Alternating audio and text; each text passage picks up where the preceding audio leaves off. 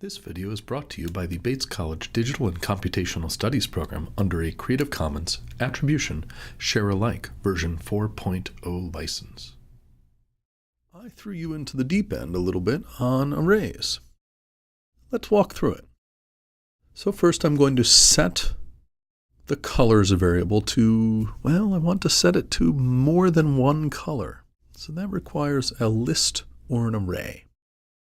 And right now, the array says that it has a 0 in it, but that's not a color. So I'm going to come in here to color, and I'm going to grab the color red. And I want more than one color, so that's what the plus does. It adds things to the array. So I can grab this RGB block, and I'm able to change the values for the parts of the color, red, green, and blue. So here I'm going to say I want a lot of red and a lot of green.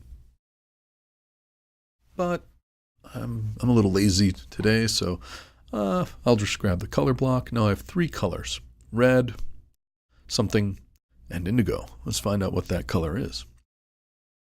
And there's two different kinds of loops I could use here. In truth, for element of list is going to really be my friend, but I'm going to challenge us and start here. So this for loop says that the variable index will go from 0 to 4. It looks like I've got three things in my array, so I'm going to change that value. And I want to set all my pixels to a color, but right there the simulator turns them all red, but I really want each of those colors in turn. So I'm going to go into my arrays and say that I want to get a value from the colors array. And I want to get the value at, well, the index in the array. Right now it's only getting location 0. So I want it to get the color at the index. So it'll get the 0th item, then the first item, then the second item, and so on.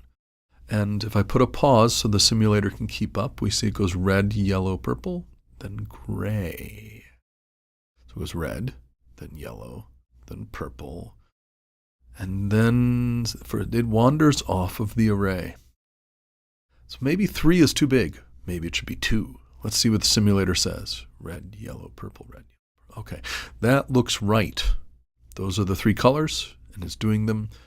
So what it's saying is that the array may have three things in it, but they are at index 0, 1, and 2. So let's change this. I'm going to add the color pink, and we see that if I leave it at index 2, it goes 0, 1, 2, 3. So I had to change that to a 3. But I don't want to have to keep changing this.